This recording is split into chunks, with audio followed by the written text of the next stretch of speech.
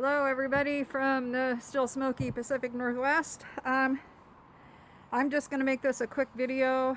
I was out here trying to get some work done today. It's the second day I've been out here. I was out here a little longer today because we are no longer in the 400 mark. We're now in the 330 mark for crappy air quality.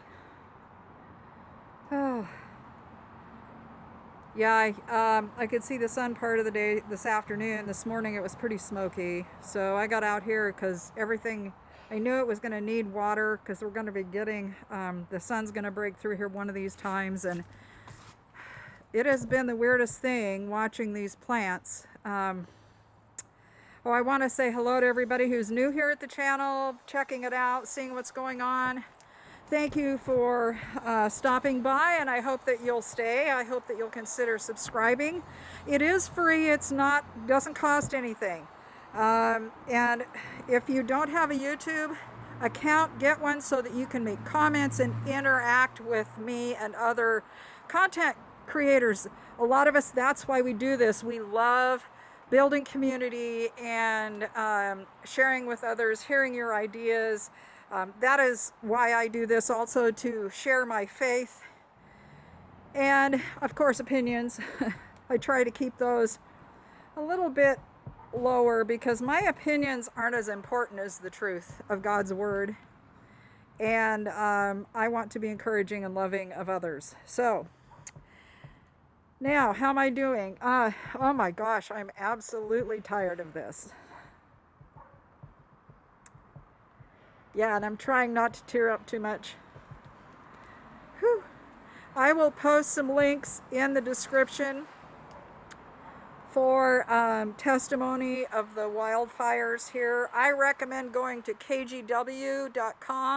It's one of our local stations that has got some really great video storytelling on there from the fire line. And KOIN News does too. I imagine that all of them do, but I really like the way that KGW has framed these stories. So I will link below to their YouTube channel. You can check them out. And I'm going to ask that you please try to keep your opinion about who's to blame for these fires at a minimum. I can say firsthand, it has not helped me one bit. We just want these over. We want the fires out. We want the air breathable again. There are people who are working very hard to find out the causes.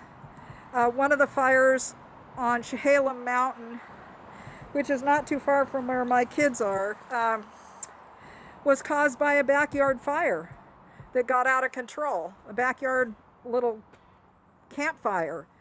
And for those who haven't looked at what our weather was like, I'm going to share with you something that I learned only, I think it was yesterday or the day before. Mount Hood, which is our tallest peak here in Oregon, is just east of me.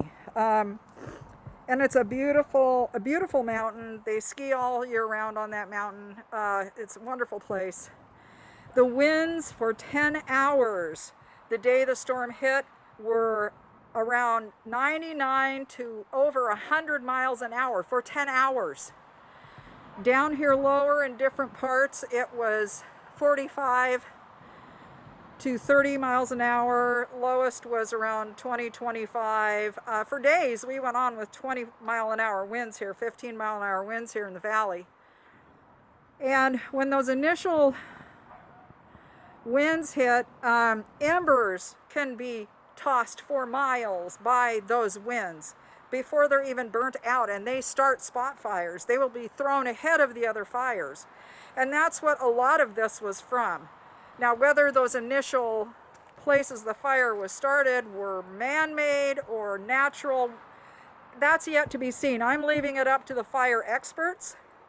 They know the science. They know how this works. We've had a lot of experience here in the Pacific Northwest with fires. I remember when we moved here in 1968, and we were traveling to the beach. And there was an area where the trees hadn't completely grown in yet that was from the Tillamook burn. Go look that one up. That was one of our largest wildfires, and it devastated the Tillamook forest, which is in the Coast Range.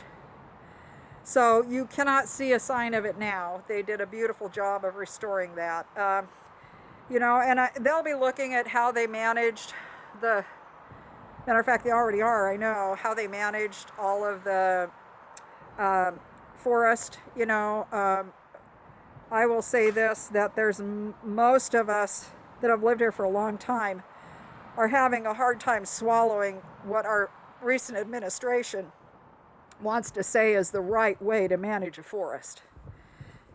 This kind of proves it. What's happened proves where things are bad. And so, we'll see what happens with Oregon. Pray for leaders. Pray for those who are working together, that they would have unity and be given wisdom. And pray for peace here. Pray for encouragement and try to encourage us out here. We need encouragement. We need to know you are with us, that you are praying, that you're thinking about us. If you want to know how to help, there is the Red Cross. There's a link through KGW that you can go. There's also other things that you can do. Different municipalities, a lot of ways that you can help, because there's people who've lost everything. Whole cities, small towns have been completely decimated. From way south of Portland, down past Eugene, clear up into Washington. It's crazy. I've never in my entire life seen anything like this. Most of us haven't. So anyway, what have I been doing out here? I just watered. I want to show you something that I noticed just showed up. I've been having some kind of weird things going on with my beans, and I showed this before. I've had these, and they don't start at the edge always. I have some that showed up in the middle, where they get like desiccated and green, and the rest of the leaf then turns yellow, which is normal this time of year because it's the end of bean season. Though I'm tempted to cut these back so that I can get some new growth, because I see this looks pretty good, and there's actually been some blooms showing up on it. But these, which have been just rock stars, look at this, all of a sudden, boom, just that. And I don't know if it's toxins from the smoke. I know you're not supposed to pick beans while they're wet, but doggone it, I want some beans for dinner. Yep. These are, for those of you who don't know, these are Kalima beans. I got them at Baker Creek. It's really a good variety as far as little bush beans. I pick them like this because I like them that way better than when they're full of a bean seed, which some people like that, but that's they just take on a different flavor, and these are more tender, like a filet bean, like the French filet beans. So a little more elegant, I guess I could say. So yeah, oh my gosh, well, I'll do the rest of that later. But everything's looking pretty good. I gave everything kind of a little bath. I even gave this camera a bath. I'm probably going to come out tomorrow and pick some things because I noticed some things are finally ripening. Probably going to be doing some more editing. I love this. They're like little lanterns hanging up there. All of these little cucamelons. This is a very, even if you don't like it, it's a pretty, even if you don't like to eat it, it's a pretty plant. So I know I'm kind of switching gears here, but I can't help it. So anyway, yeah, that's kind of what's going on here. Oh, hey, look at this. This is pretty. This is one of my favorite sunflowers. This is a smaller sunflower called Italian White, and it produces a lot of side stems. I grew a whole fence line of these one year, and they were fabulous. They were so pretty, and I gave away bouquet after bouquet.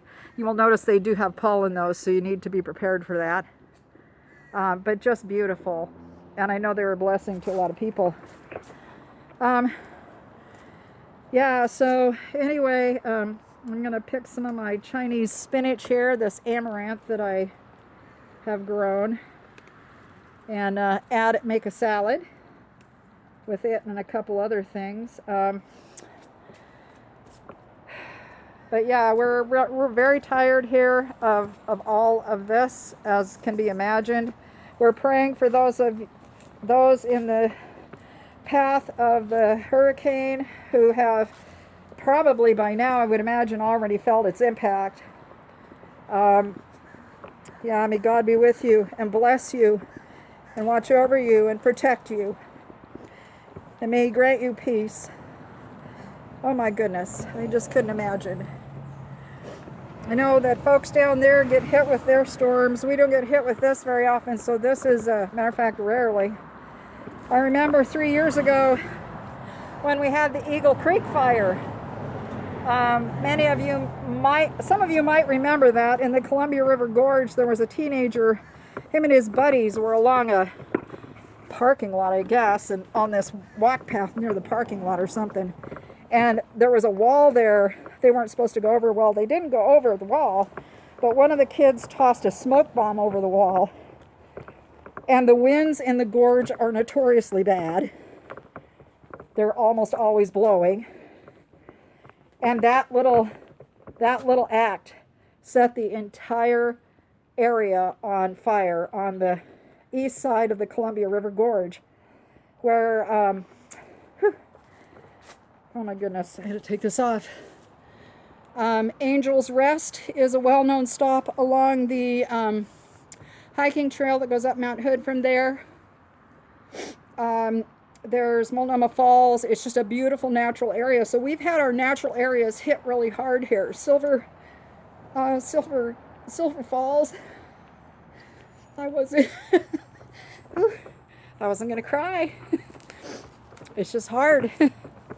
But I really want to thank everybody for staying with me here through this, for asking how things are doing. We are supposed to be getting a break in the weather. I pray it just can't come soon enough for most all of us. We are praying that we won't be getting real crazy rains. When fire hits, or actually in this area because it's so dry, the top of the soil it resists the rain coming in. Those of you who are in desert areas knows this. That's called soil surface tension. And it takes a period of time for the water to break through that tension and actually soak in. So we are praying that we won't have those really heavy rainstorms that we can sometimes get.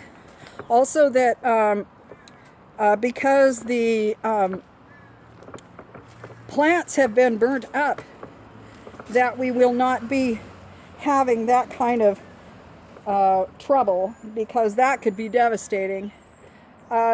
They figure 30,000 trees. I don't know. There's a whole lot of trees that were damaged. And the funny thing about trees, they will look like they're dead sometimes, and they're not.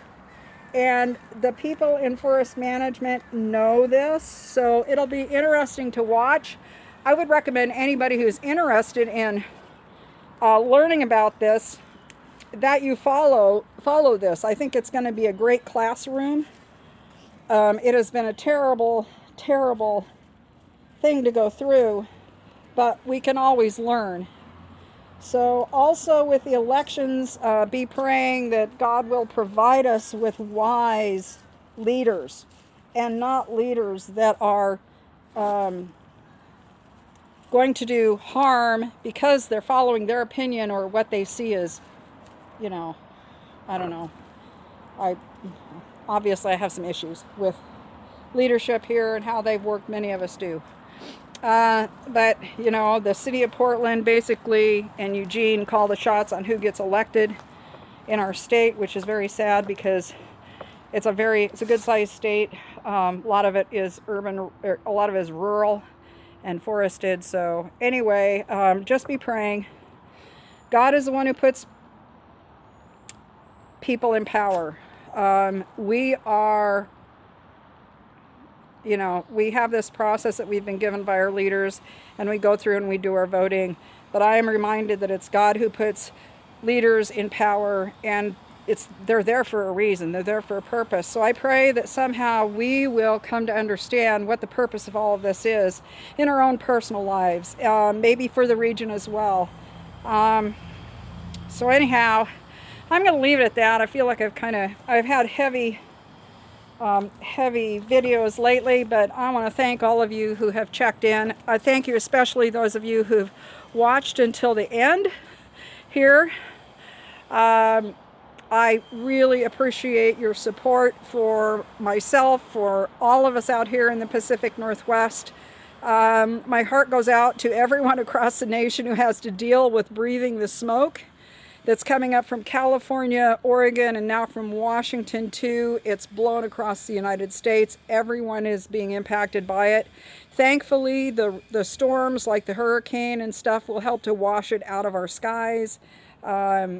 So yeah, there is a blessing in that. So anyway, I hope that you all are well, and I don't know what else to say. Thank you for listening to me, for letting me kind of download here to give you information. Again, the link to kgw.com and probably some other resources will be in the description of this video, so watch for that. And this is Patty, the Tinkerer's wife, signing off. God bless.